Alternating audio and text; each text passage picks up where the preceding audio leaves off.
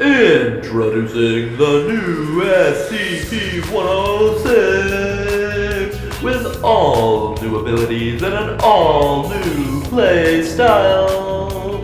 That's right, folks. 12.0 is gonna make 106 an actually decent SCP. Oh fuck. No, you cannot contain me. Watch the end to find out all the new details about SCP-106, and make sure to check out the Northwood Patreon post, link in the description, and pinned comment. Oh yeah, and YouTube always wants me to do this, so subscribe if you like the video! So now, let's get into the nitty-gritty of the SCP-106 soft rework presentation.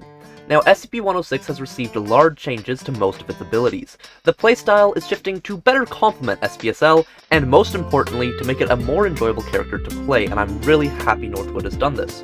Because in 11.0, SCP-106 was one of the most inconsistent of its class, for a variety of reasons. SCP-106 suffers from hitbox disparity, and until recent updates, it had difficulty confirming kills, especially later in a round. This was due to the non-random nature of the pocket dimension. SCP-106 is also the only SCP that can be eliminated without taking any damage. Whilst prior patches have attempted to fix some of these issues, they're now taking a more proactive approach to remedy some of these problems. Meanwhile, Northwood is focused on making SCP-106 more intuitive and impactful.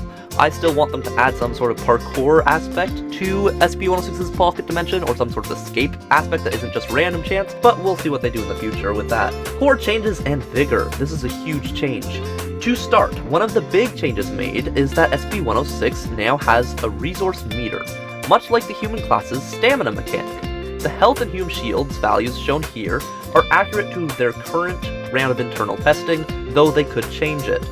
Their plan is to give SCP-106 250 Hume Shield and 2000 health, whilst also removing his bullet resistance. This makes him less impenetrable, which complements his new abilities, so now he'll be slightly easier to kill, unless they're a really good player, and then they'll keep their Hume Shield up high.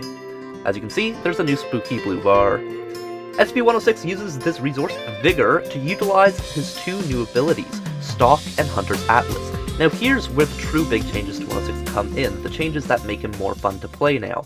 STALK. STALK is a new movement mechanic added to SCP-106's abilities.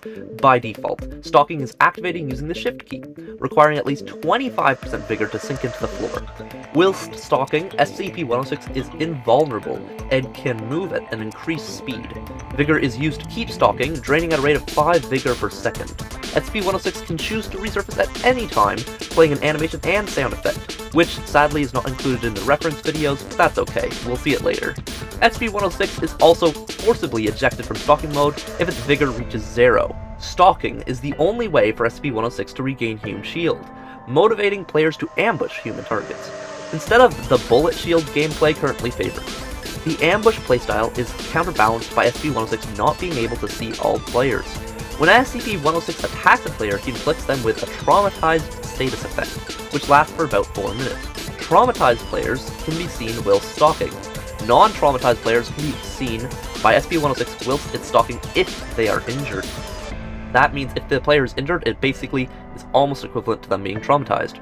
Players who have taken more damage can be seen from further away. The Hunter's Atlas change is great for any player who likes plotting ambushes, jump scaring players and such. Like, playing against this is going to be terrifying. The Hunter's Atlas gives SCP-106 the ability to flank and retreat. This is a new ability, which also uses the Vigor resource. By pressing tab, SCP-106 can open a minimap, which shows rooms directly connected to his current location. The minimap expands as the Vigor bar fills to a maximum of a 5-room radius. Clicking on any room will drain the Vigor bar, with larger distances draining more Vigor. And SCP-106 will teleport to the chosen location using the current portal teleport animation. Basically, the map will expand as the more vigor you get, so it shows you how much you can use, and if you teleport at a shorter distance rather than the extended distance of the map, you're not going to use your entire vigor bar. If you go for the edge of the map, then you're going to be using most of it. Another big change is the Femur breaker removal. After careful consideration, the Femur breaker will be removed in version 12.0. This change has been made as the focus for this rework has been about removing inconsistency from SCP-106. Due to the Femur breaker's accessibility, many players dislike playing as SCP-106. In some games, it is activated early, and in others, nobody attempts to make a sacrifice at all. It's somewhat outside of the SCP-106 player's control, as the SCP team can be unaware that the relevant keycard is in play. There have been experiments with a system where multiple sacrifices are required to recontain SCP-106, with each sacrifice giving progressively powerful debuffs to 106. However, this still retained the inconsistency and a lack of counterplay. The Femur breaker may be added to a future version of the game after an extensive rework.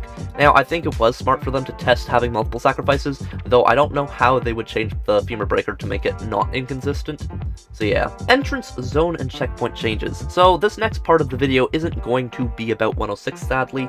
The next part of the video, though, will be about entrance, and how we won't be just camped by SCPs sitting at checkpoint the entire frickin' game, making it so no D-class or scientists can escape, and making it so no MTF can come and help them. So, the level design team has taken interest in areas of the map that are considered choke points.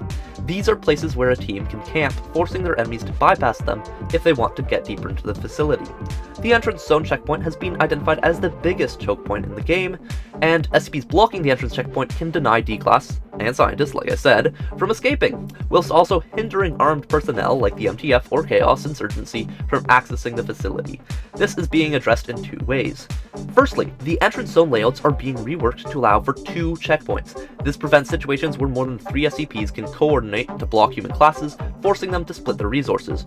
Or, if all the SCPs stack up on one checkpoint, everyone can just go around them to the other checkpoint and just walk straight through and you're good to go. Secondly, the checkpoints room has been reworked. This makes it more favorable for human classes. Some art renders are attached below, nothing shown is the final product and is subject to change. So again, these textures are not perfect, these are not the most beautiful thing ever, they also recorded in not the most pixel-free video, but you know, it's okay.